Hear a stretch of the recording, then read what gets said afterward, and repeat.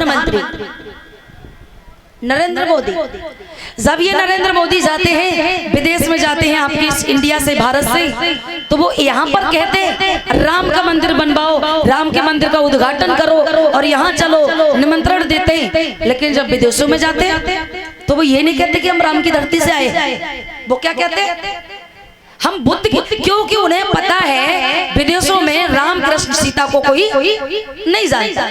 अब इसमें कोई बुराई मानने वाली बातें नहीं है। जब वो बुद्ध का नाम लेते तो बुद्ध के नाम पर वहां पर उन्हें वो तमाम चीजें दी जाती है, और ये इसलिए दी जाती कि आप भारत में जाना और भारत में जाके बुद्ध विहारों का निर्माण करना जाके। लेकिन यहाँ पर आके उद्घाटन हो जाता, किसका उद्घाटन हो जाता? तो समझिएगा, भारत की उल्टी रीत कदर नहीं इंसानों की, और महान पुरुषों का मान नहीं, पूजा होती बेईमानों की, पूजा होती शैतानों की। जो चोर है वो पूरे गांव का भला है, और जो सही बोलता साहूकार है वो पूरे गांव का बुरा। क्यों? वो उसकी बुराई इसलिए है कि वो समाज में जाके और वो सही बोल देता है। कोई बात नहीं, बुराई ठीक, 100 की बात एक बोलो, सही बोलो। बुद्ध के जैसा महामानव कभी कोई पैदा नहीं हुआ, और आने वाले समय में लगता कि बुद्ध के जैसा महामानव कभी पैदा होगा भी नहीं। भोले लोगों, जिस समय एक सुनीत नाम के मेहतर को भगवान बुद्ध ने अपने गले से लगाने का काम किया, तो उस समय दूर दूर राज्यों में हाहाकार मच गया था, और लोग कह रहे थे कि भगवान बुद्ध जो हैं वो बिल्कुल पथभ्रष्ट हो चुके हैं। क्यों? कि वो, हम तो समझ रहे थे कि बुद्ध जो हैं वो बुद्ध अपर कास्ट के लोगों को ज्ञान बताने का काम करते, लेकिन बुद्ध ने तो एक वाल्मीकि समाज के व्यक्ति को गले से लगा लिया। अरे वो तो वाल्मीकि था ही, लेकिन अब ये बुद्ध भी अछूत हो गए, वाल्मीकि हो गए। ऐ लोगों, एक बात याद रखना कि बेटे की छाई पड़ने पर क्या बाप बेटा हो जाता है? बाप ही रहता, बेटा बेटा रहता। अगर बेटे की छाई पड़ने पर बाप अगर बेटा हो जाता, तो बाप की छाई पड़ने पर भी तो बेटा जो है वो भी तो बाप हो सकता है। मेरा कहने का मतलब कोई और है। मेरा कहने का मतलब ये है कि जैसे अछूत कोई व्यक्ति है, शूद्र कोई व्यक्ति है, जैसे सबसे नीचे बता दिया गया, आज ये जो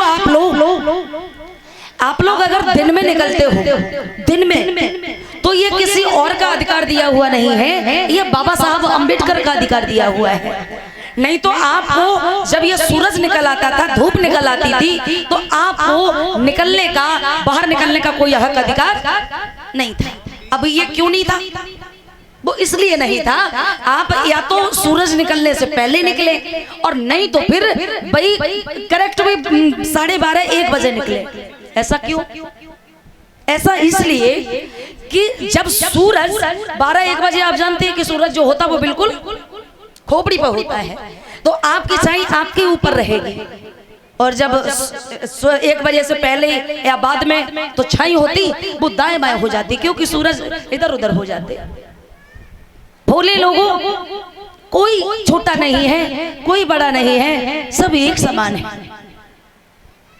रविदास ने कहा था, जाति जाति में जाते हैं, ज्यों केलन में पात। केला को देखा आपने? केले के पेड़े को, जो पेड़ होता, पौधा होता, वो कैसा होता? आप उसे अगर खोलते चले जाएं तो उसमें परत की परत निकलते चले आते, वो पूरा खत्म हो जाएगा, लेकिन परत निकलनी बंद नहीं होगी। ऐसे ही जाति जात में जाते हैं, ज्यों केलन में पात। रविदास मनुष्य ना जुड़ सके, जब तक जात ना जा। भोले लोगों, आज जो मैं आपको बताने वाली हूँ, आज जो मैं आपको सुनाने वाली हूँ, आज मैं आपको बहुत सुंदर सी गाथा सुनाने वाली हूँ। आज की कहानी बहुत इंटरेस्टिंग कहानी होने वाली है। और वो क्यों? कि खुद भूखा रहा वो इंसान, हमें भोजन दिया, खुद प्यासे रहे वो, हमें पानी दिया, खुद अपमान की जिंदगी जिए, हमें सम्मान दिया। खुद के बच्चों पर कफन नसीब नहीं हुआ, कफन नहीं जुड़ा, लेकिन आज हम लोगों को बढ़िया सुंदर सुंदर कपड़े, साड़ी ये मिले। किसने दी? किसने दी? बाबा साहब अम्बेडकर ने। तो आज